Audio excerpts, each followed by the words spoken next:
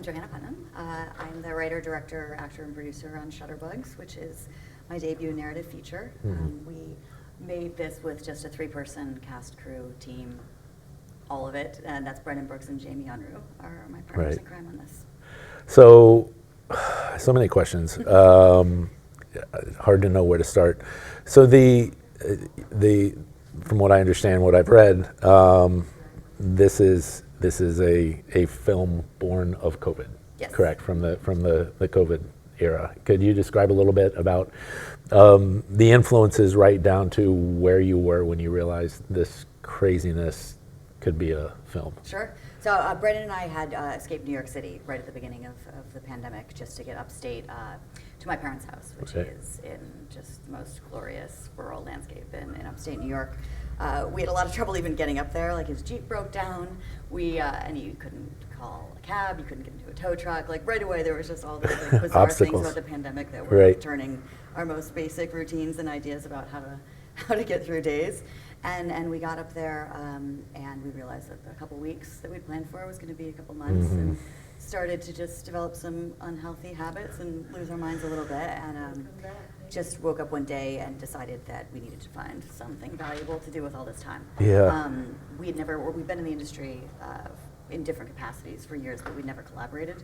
That was kind of that scary beast in the room that we never tried. That's what I was going to ask. Yeah. If you had done something, a short, or worked on something before. Jamie and Brennan are both musicians. They've been in a band together, but this was even before Jamie was on this project. Brennan and I had just sort of avoided, going there yet. Yeah. We both were incredibly creative and artistic, but from different angles. So I woke up and I was like, I'm going to write a script while you learn how to use a cinema camera. Okay. Because he's been a first AD for decades, so he's always been behind the lens. I know he had an interest in photography and capturing in that respect. And I have a history with writing, and I wanted to write. So I've also wanted to direct for years, but never dipped my toes. And so then the question was, what do we have that we can tell a story about?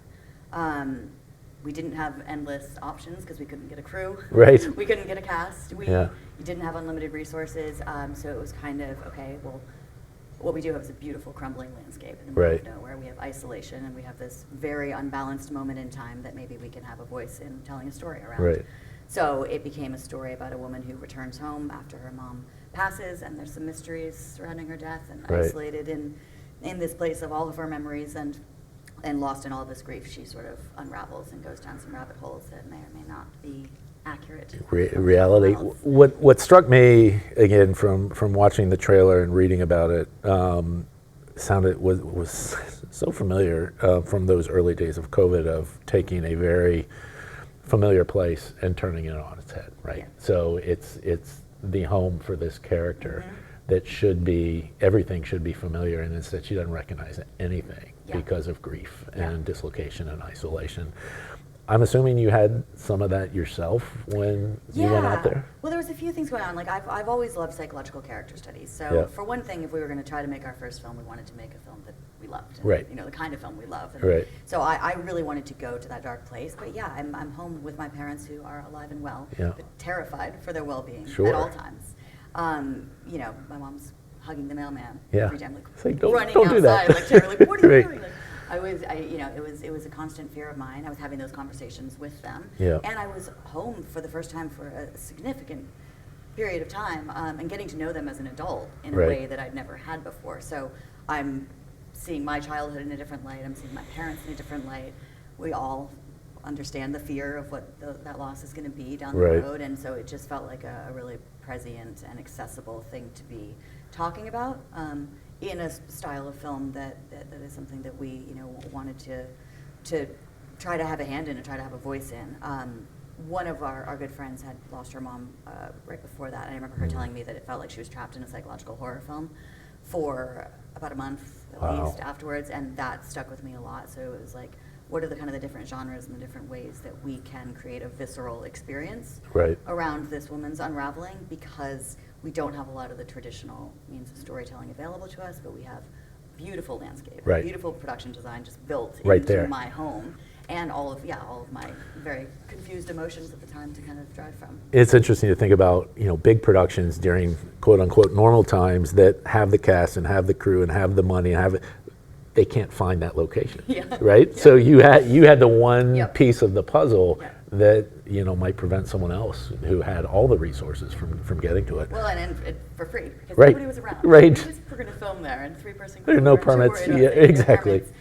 There was also just, much like Vermont, summer in New York State and upstate New York is just swollen with like sounds and buzz and light and colors, and it was such a rich tapestry to start to build like kind of an immersive unraveling for her. We put a lot of time into the sound design, into Jamie capturing the sound that Eric then built into sound and into our score, so that we could really make that world feel as full and invasive as possible. So tell me about the role of the bugs. The bugs were everywhere. Yeah. We caught a lot of them. I would go on runs in the morning, just gather whatever we could. There was a few scenes that were written to include bugs, and seasons kind of got away from us. So there's going to be lightning bugs that were in this kind of magical scene with her, where she's just having like a bizarre. She feels like her mom's presence is there, and she's kind of going through an emotional revelation. And lightning bugs season passed, and then I caught a bunch of moths, and moths don't live very long. Okay. So that cast was done, and then it became monarch butterflies. And my mom used to always send me out searching for the caterpillars. Right. And she was a kindergarten teacher, so that was a good scavenger hunt that began. And then it was, just getting them into as many shots and scenes as we possibly could, just because that was the only life that was around her. And but it was also, it creates kind of just this frenetic energy that we wanted her to be falling into too. Every time a bird flies past, or a moth like is in front of our face, like we had Eric add a layer of sound, a track for that critter, so that we could really feel like we were in her space. And those sounds are things that could be accentuated for someone like her, for her character. Exactly. Like Lodge Kerrigan's one of my favorite. Like when I first realized how immersive film could be, it was like clean shaven and keen in those films where he was putting you in the brain of a schizophrenic. Right. So you were too close and things were too loud. And you could viscerally feel the discomfort of being too close to to those devices, and that's like what cinema can do. That's always I've just been in love with that. So thinking my own experience at the beginning of the pandemic, I remember one of the certainly pre-vaccine, was just this fear of the unseen. Yeah. And that, that again, you take that experience that everybody had in some way or the other, and then you just accentuate it. Yeah. So it's still, we've all, and this is, speaks to your talent. I think we all had that moment where we were kind of going a little, getting antsy and like, I need to do something, but the rest of us, learned how to bake bread. Yeah. Like, the three of you learned how to not only make a movie, but work together and play to each other's strengths and figure out, all right, what is it that you are most equipped to handle? What is it that your collaborators are? But you still have to do it. I mean, was there any point where you're like, I don't know? Honestly, no. I mean, I think for me, Brennan and Jamie have had very established careers. I've been like scrambling to find a way to support myself with acting, and it's generally like bad B-horror films. Like I've always struggled to find my artistic legs. And so for me, I was just grateful that I had such good company, like who were game, but I wasn't sure what to expect. Okay. Like it was still the thing, I was kind of dictating like that we were going to do it in the first place, that we could fail. Like we had no idea if we actually would end up with a real movie or not. But everybody, from the moment Jamie arrived, and and before that, it was just Brennan and I shot-listing for 6 weeks, just getting more and more immersed in it. It was really incredible and revelatory to be that constantly and intensely excited about working on something. We're obviously really close friends, and that's just solidified that even further. But I'm really grateful to have found my team. Because it was just the three of us, from start to finish, all of us were involved in every single part of the making of this Everybody film. was invested. Everybody was on the same page as we were filming it. We knew exactly where we were in the story. There was there's nothing getting lost in translation. Right. And it meant that we could just really intensely capture exactly what we wanted and be proud of it and have ownership over it. And even in post, when we started sharing the film, there were a lot of notes and feedback, and we tried to be really judicious on getting people's reactions to it. But there were certain things where like, maybe it's the wrong choice, but we love this. It was right for you. This might be the only time that we can have full creative freedom and control over our project. So let's just do it the way we want to. We're just going to dismiss that one this time. And that was a really lovely thing. I bet. Well, because it was so personal. Yeah. That you're right. This is the moment to kind of hold on to that. Yeah. How is your acting experience? How did that inform directing? Well, in this case, it was just really exciting to write a role for myself, to write the role that I maybe didn't get to play within the confines of the story we could tell. But as far as, directing it as well, usually on set you would get a lot of variety and try a lot of things and leave a lot of things for the edit because we were filming it so specifically. We actually were like, once we had the performance, we would just repeat that same tone. Like we knew the story so well that we were just constructing the film together, scene by scene. And that was really interesting. So it was both just rewarding to have the people around me that I trust and respect the most, able to tell me that we have it, able to trust that, able to know we can move on. But it was also it was a product of all of us deciding in advance, how we wanted this story to be told. And so, Jamie would have the script in hand and be giving me, she would be co-directing me in scenes where I just couldn't be objective about it. And Brennan was behind the lens, just confirming that, technically and structurally and seamlessly, this was exactly what we wanted it to look like from the previous moment. But we really were able to construct so much during production that was very different than I've ever experienced as an actor. So, and I'm assuming very different than when we make our next film, and I might be directing more people than myself and my cat. I'm sure I'll learn a lot more there. Okay. So the next time I'll ask you again. We'll see how that answer changes. So this film was so personal for the three of you. What is it like to sit in this theater with other people and watch it and watch them watching you? Yeah, I mean, we're always just shocked that it's actually really connecting with people. I mean, that's the most gratifying thing in the world, and that's the whole point. So many people, have had their own experience with loss or just with the landscape and just the story and just some of the feelings that are brewing around there that don't even have anything to do with her mom or the actual narrative, and it's just the most gratifying. I mean, it's beautifully shot, right? It just nailed that, and Jamie just seamlessly put it together, and we're really proud of the voice and the vision that we do feel like are distinctly ours in this film. And it's been especially wonderful to share it with my parents. Yeah, I'm sure. I'm sure, because they literally the making of, they're there. And it was, I feel like I finally kind of started to turn into an adult in front of them, doing like a real adult thing, like making a movie, but in a strange way. But yeah, they witnessed all of it, and they were so grateful to share that moment in my life, and I was so grateful to be able to include so much of my child and so much of his childhood and so much of them in just the details in this movie, just in that it's their house, but also just the little quirks about my mom that I did steal and put into that, narrative license.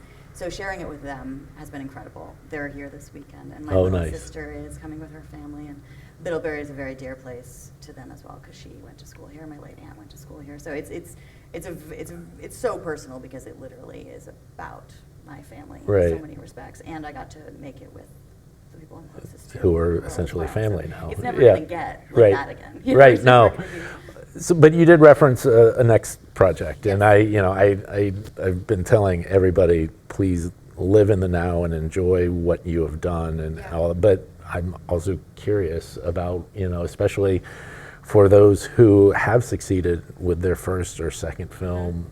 What happens next? Yeah, it's a really tricky balance to make the space for the next thing, because you want to just keep sharing this and make sure that this is going to stay alive in the right way, and just enjoy this festival, enjoy meeting your audiences, and so we've been doing that. But I'm also starting to put down a next script, which doing something so insular to our just creative control and artistry was so much fun. I don't want to lose that.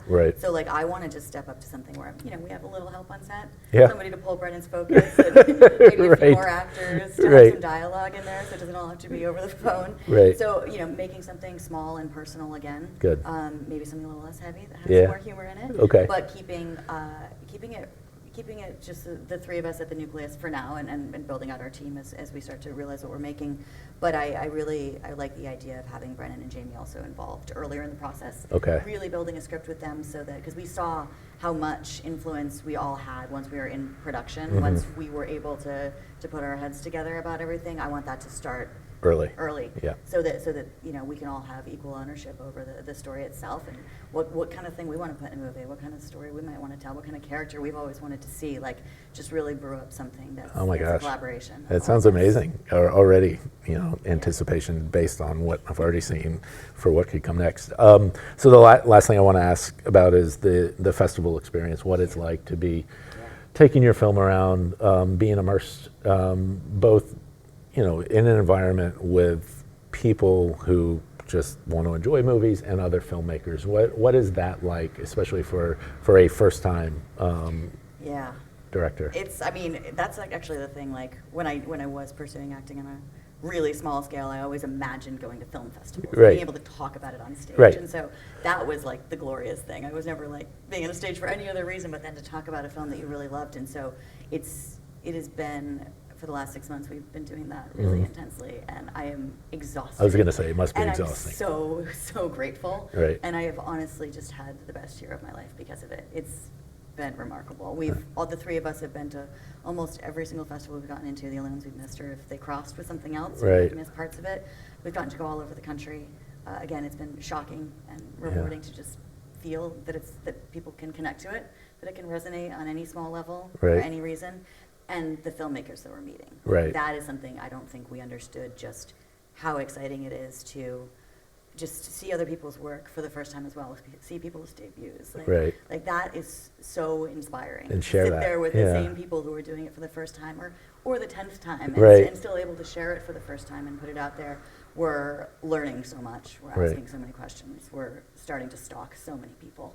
That's good. That's what it's for. And, you know, find those people that you want to collaborate with in the future too. It's a really small world. We've started to cross paths with some filmmakers of the same here, people, which is so exciting. And I just, I'm really grateful that we're now kind of like finding our footing in this community, and we can keep it going. It really has been the most fun year of my life. And it seems like it's the perfect bookend to this whole experience. If you think about point of contrast, begins in isolation with COVID, with everybody dispersing, and it's just you, to now being able to share it with a community and to keep that going. So it's poetic. Well, thank you. Thank you so much for having us. I cannot wait to see the whole film. Believe me, the trailer hooked me. Then I went and read everything I could about it. So I so appreciate it. Now I can't wait to see it. 9 a.m. tomorrow morning. All right. I'll be there. Thank you. Thank you.